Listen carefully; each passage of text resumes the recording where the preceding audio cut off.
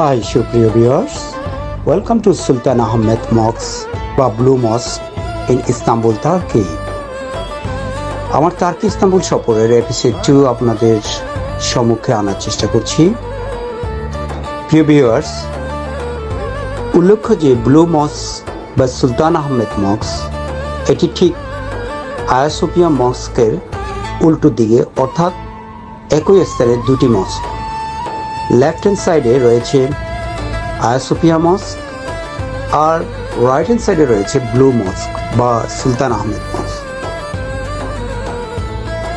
অত্যন্ত সুন্দর, আকর্ষণীয় এবং প্রাচীন আধুনিক স্থাপত্য শিল্পের এক অনন্য নিদর্শন এই দুটো মস্ক। যেসব বন্ধুরা এখনো পর্যন্ত এই ঐতিহাসিক মসজিদগুলো ভিজিট করতে পারেন নাই অথবা কখনো ভিজিটিংয়ের সম্ভাবনা নাই, শুধু তাদের কথা চিন্তা করে আমি এই ভিডিওগুলো করি বা করার চেষ্টা করছি। আমাদের যাদের স্বচক্ষে দেখার সুযোগ হয়নি, তাদেরকে এইসব ঐতিহাসিক স্থাপনা ও নিদর্শনগুলো আমার সরলী বর্ণনার মাধ্যমে আপনাদের নিকট পৌঁছে দেওয়ার আমার ক্ষুদ্র লক্ষ্য বা প্রচেষ্টা। ঐতিহাসিকভাবে জানা যায় এই ব্লু মস্ক বা সুলতান আহমেদ মস্ক 1609 থেকে 1616 সালের মধ্যে নির্মাণ করা হয়। এটি তৈরির পিছনে বেশ কিছু কারণ ও রাজনৈতিক উদ্দেশ্য ছিল। অটোমান সাম্রাজ্যের সমকালে অটোমান জাতিগোষ্ঠী যুদ্ধ বিগ্রহে ব্যস্ত ছিল। রাজনৈতিক শক্তির প্রদর্শনের জন্য সুলতান আহমেদ চেয়েছিল একটি বিশাল ও নান্দনিক মসজিদ তৈরি করে অটোমানদের ধর্মীয় প্রভাব ও স্থাপত্যশৈলীর শ্রেষ্ঠত্ব প্রমাণ করতে নির্মিত হয়। আবার অনেকে ঐতিহাসিকরা মনে করেন যুদ্ধক্ষেত্রে বারবার পরাজয়ের গ্লানি ও সাম্রাজ্যের অস্থিরতা দূর করার জন্য সুলতান এই মসজিদটিকে আল্লাহর সন্তুষ্টি লাভের মাধ্যম হিসাবে তৈরি করেছিলেন। যদিও তখন অটোমান জাতিগোষ্ঠীর মধ্যে রেষারেষি ও রাজনৈতিক ও শক্তিমত্তা প্রদর্শনের একে অপরের বিশালত্ব প্রমাণের জন্য ঠিক আয়া সোফিয়া মসজিদের উল্টো দিকে বা একেবারে তার নিকটবর্তী স্থানে এটি নির্মাণ করেন বা নির্মিত হয়। মসজিদের ভিতরে ইসনিক টাইলস ব্যবহার করা হয়েছে, যার বেশিরভাগ নীল রঙের। মসজিদে প্রবেশ করলে যে অসাধারণ নীল আভা দেখা যায়, আর সেই কারণে পর্যটকদের কাছে এটি ব্লু মস্ক নামে পরিচিত। আয়া সোফিয়া বা ব্লু মস্ককে নিয়ে কোনো ধরনের দ্বন্দ্ব বা সম্পর্কের কোনো অবকাশ ঐতিহাসিকভাবে খুঁজে পাওয়া যায়নি। তবে ঐতিহাসিকভাবে আয়া সোফিয়া ও ব্লু মস্ক, সুলতান মস্ক এই দুটি একে অপরের পরিপূরক হিসাবে দাঁড়িয়ে আছে। আয়া সোফিয়া হচ্ছে বাইজেন্টাইন স্থাপত্যের শ্রেষ্ঠ নিদর্শন, যা গির্জা থেকে পরবর্তীতে মসজিদে রূপান্তর করা হয়। আর ব্লু মস্ক হলো অটোমান সাম্রাজ্যে বা অটোমান স্থাপত্যের আদলকে শ্রদ্ধা জানিয়ে ডিজাইন করা হয়েছিল, যা কিনা শুধুমাত্র মসজিদই ছিল। তাছাড়া ব্লু মস্ক বা সুলতান মস্ক ছিল 6টি মিনার বিশিষ্ট তুরস্কের একমাত্র মসজিদ ছিল, এবং সে সময় বড় ধরনের বিতর্কের সৃষ্টি হয়েছিল এই 6টি মিনারকে ঘিরে। কারণ পবিত্র মক্কা শরীফের মসজিদও তখন 6টি মিনার ছিল। পরে এই বিতর্ক অবসানের জন্য পবিত্র মক্কা শরীফে আরও একটি মিনার বাড়িয়ে সমস্যার সমাধান করা হয়। অর্থাৎ পবিত্র মক্কা শরীফে 7টি মিনার বর্তমানে বিদ্যমান। উল্লেখ্য যে আমি আগেও বলার চেষ্টা করেছি, এটি কোনো লড়াই বা দাঙ্গা থেকে তৈরি হয়নি, বরং অটোমানদের শিল্প চেতনা, ধর্মীয় ভক্তি বহিঃপ্রকাশ হিসাবে সুলতান আহমেদের শাসন আমলে নির্মিত হয়েছে। এবং এটি একটি কৌশলী অবস্থানে অবস্থিত, যাতে ইস্তাম্বুলের আকাশ রেখায় এর গম্বুজগুলো আয়া সোফিয়ার মতোই বিশাল এক দৃষ্টিনন্দন মনে হয়। হায়া সোফিয়া ব্লু মস্ক উভয়ই এখন ইস্তাম্বুলের ইতিহাসের দুই স্তম্ভ।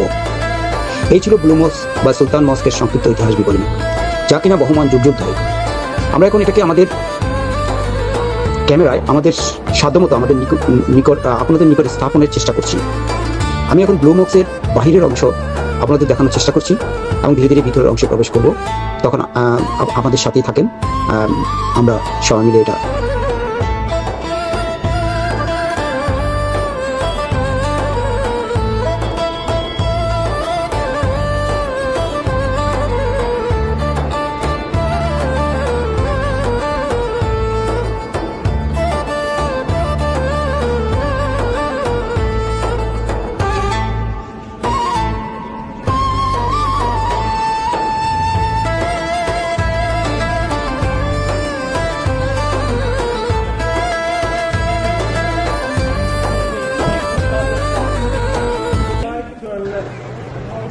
সুপ্রিয় ভিউয়ার্স, আমরা এতক্ষণ ধরে আপনাদেরকে বাইরের অংশটুকু দেখানোর চেষ্টা করেছি। এখন আমরা ধীরে ধীরে ভিতরের অংশে প্রবেশ করার চেষ্টা করছি। ভিতরের অংশে প্রবেশ লগ্নে আমরা দেখলাম সেখানে অনেক টুরিস্ট পিপল গ্যাদারিং করছে, অনেকে কিউ আপ করছে যেন ভিতরে মস্কের ভিতরের অভ্যন্তরে প্রবেশ করার জন্য। আধুনিক এই যুগে যেখানে আপনার বলা যায় যে এআই এর যুগ, সেখানে আমরা যখন এই ধরনের স্থাপত্য শিল্পের নিদর্শন দেখতে পাই তখন আমরা আসলে অভিভূত হয়ে যাই। সেই সময়কাল যে অটোমান সাম্রাজ্যের আমলে এ ধরনের স্থাপত্য শিল্প, নিখুঁত স্থাপত্য এক নিদর্শন আজও যেন নতুন সৌরভে অথবা গৌরবে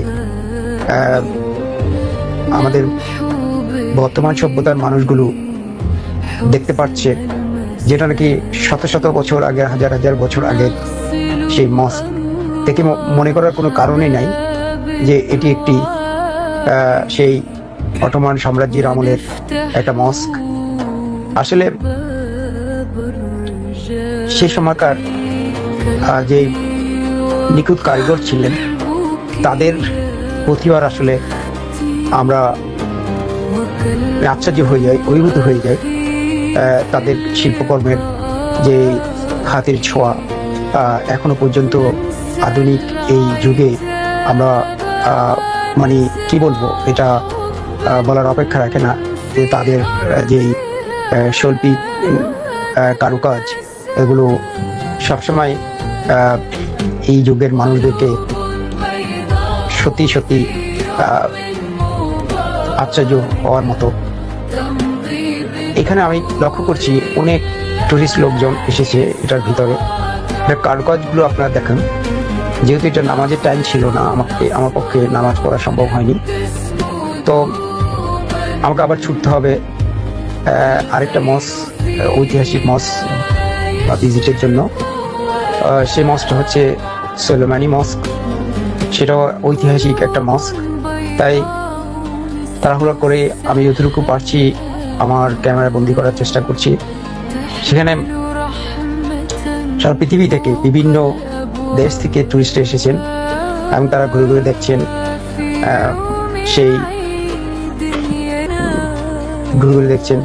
সেই সময়কার সেই স্থাপত্য শিল্পের যেই নিদর্শন আজও আধুনিক সভ্যতায় মানুষ সত্যি আশ্চর্য হচ্ছে যে এত সুন্দর করে কি করে, এত সুন্দর এবং নিখুঁত কারুকাজের মাধ্যমে কি করে আসলে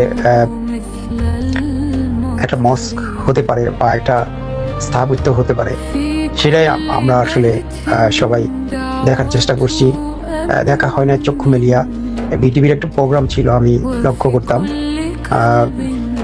তো ওই প্রোগ্রামে মতোই আমার আজকে মনে পড়ে যাচ্ছে আমরা যারা দেখতে পাইনি খুব কাছ থেকে এই মস্কের স্থাপত্য শিল্পের অপরূপ সৌন্দর্য, তারা আসলে আমরা মিস করেছি।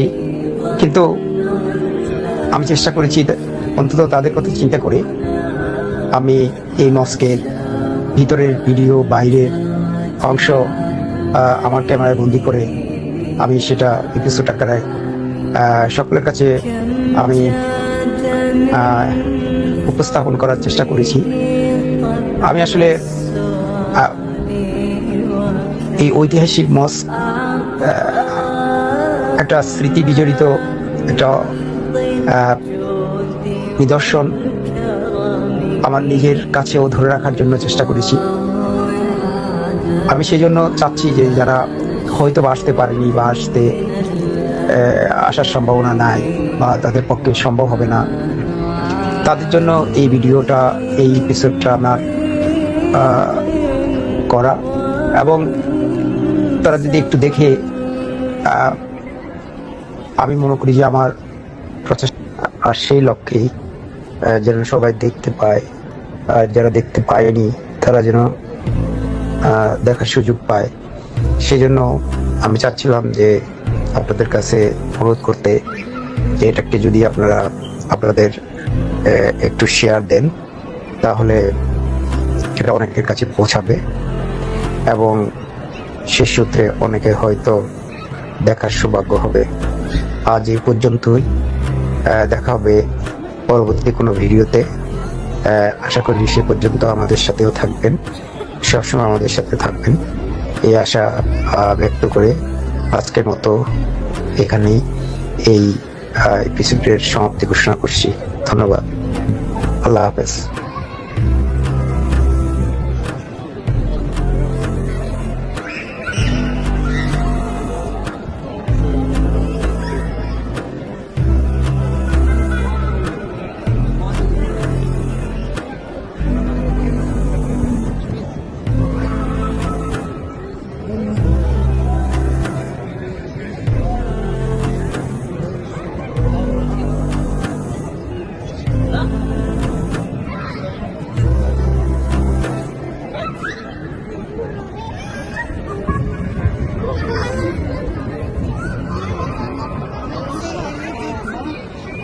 Allah ya